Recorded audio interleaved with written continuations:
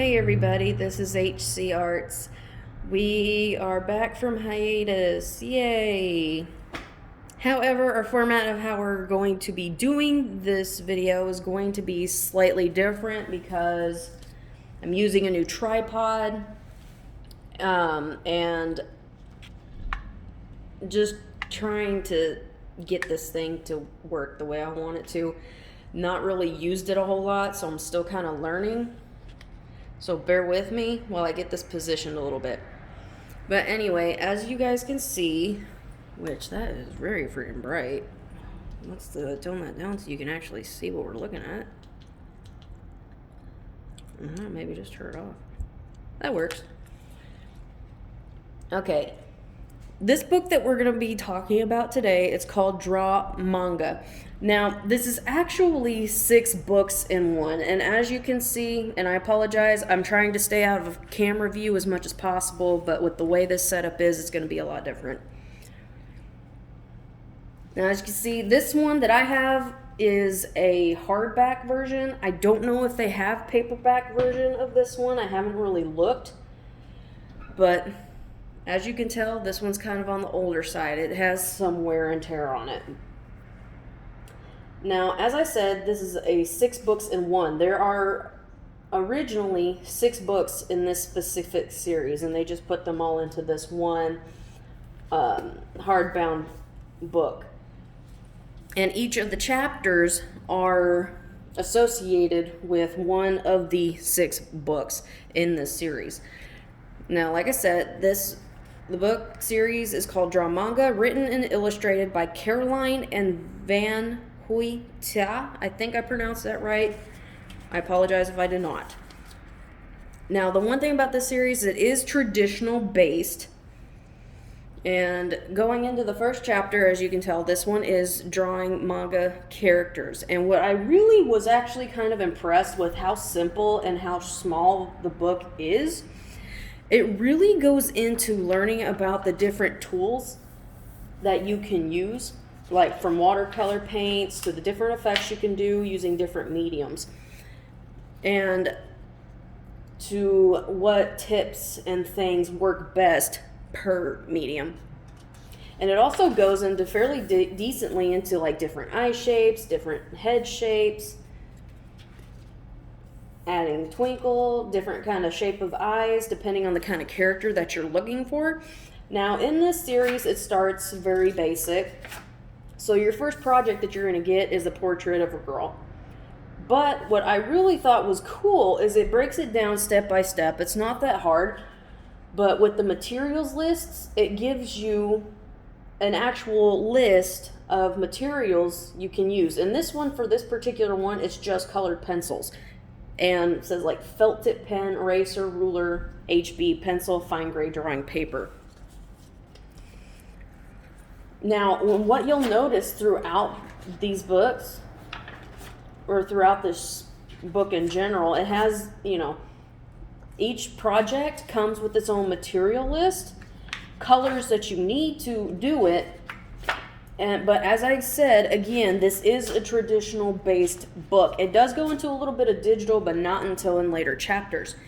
And it gives you a little bit of a breakdown of what the next books are going to be about. So it's kind of like an intro to the rest of it.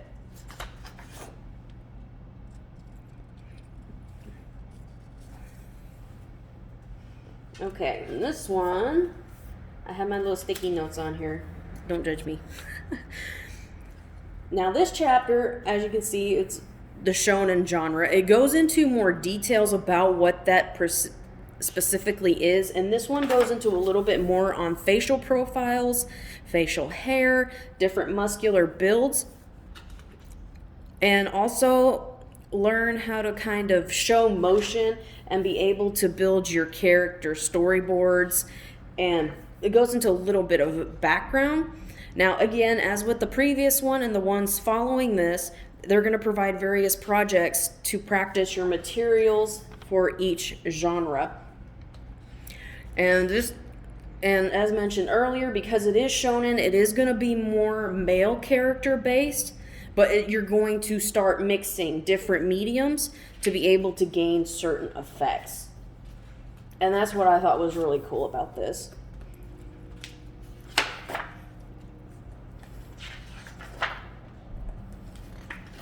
So obviously different kinds. Robot, mecha. That's the same thing. I don't know why I said that twice. Ignore me. And then the third chapter is Shoujo. So this one,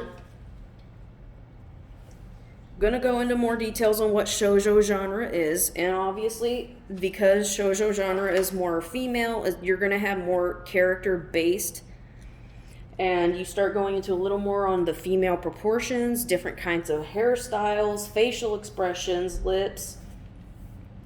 Because even though there is some difference, you to be able to get your characters to be able to look either more masculine, more feminine, there are certain rules to apply to be able to accomplish what it is that you're going into. And this one starts actually going into a little more detail about how to build your own comic strips.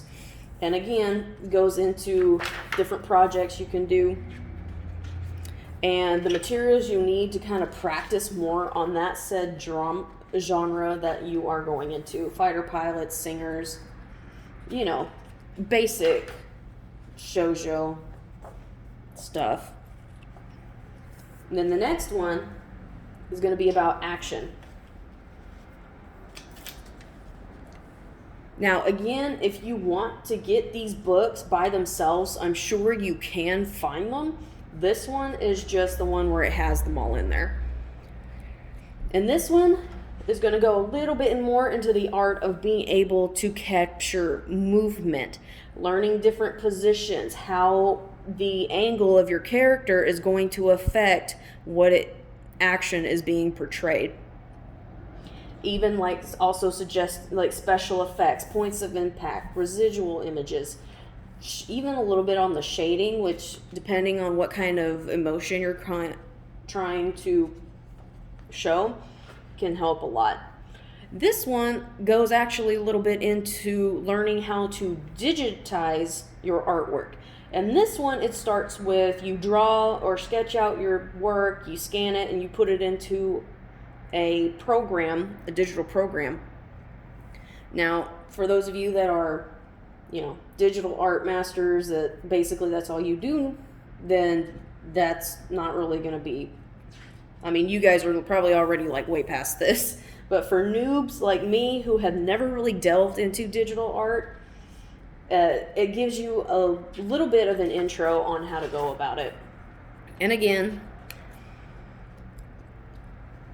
and it goes into different projects. And this is where it starts to kind of up the ante a little bit by adding more mediums to be able to accomplish a little bit more detail. Kind of go a little bit overview of some of them. A lot of fantasy.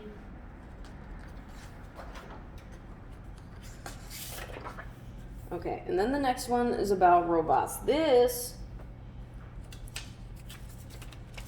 going into a little bit different aspects. Going from humans to machines.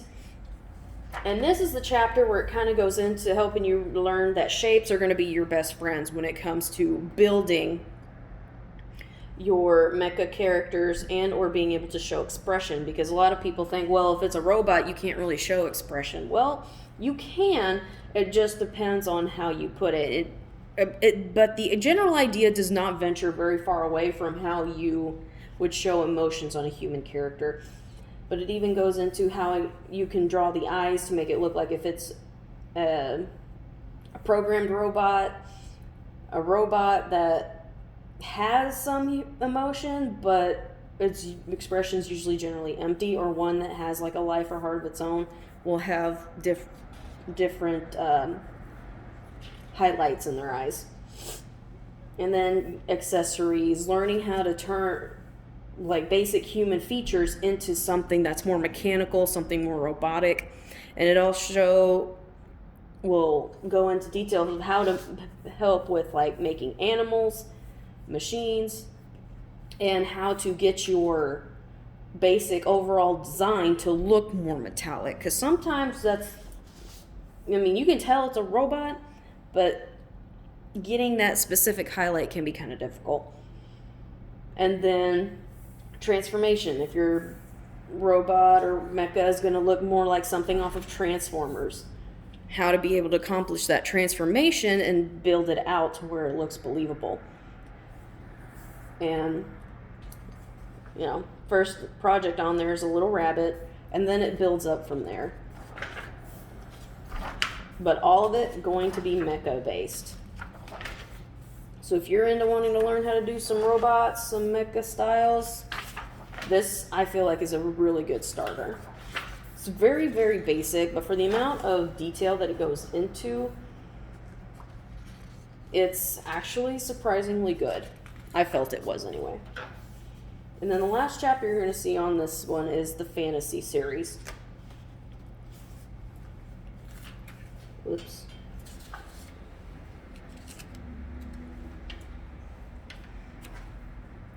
And obviously with fantasy series, you're going to have a little bit of additions that you probably wouldn't normally have with normal humanish characters.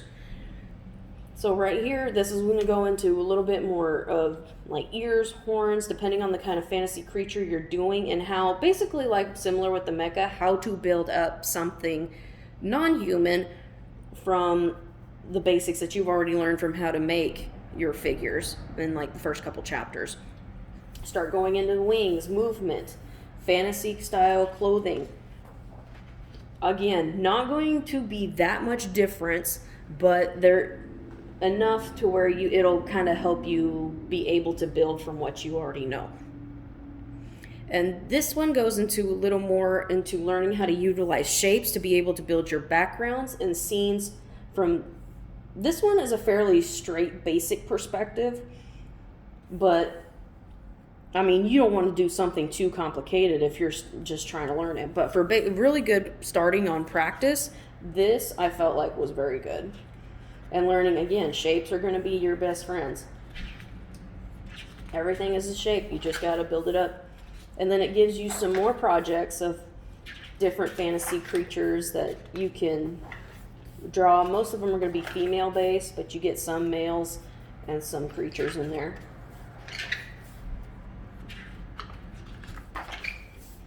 And again, this is the last chapter in this book, so that basically covers everything in this one.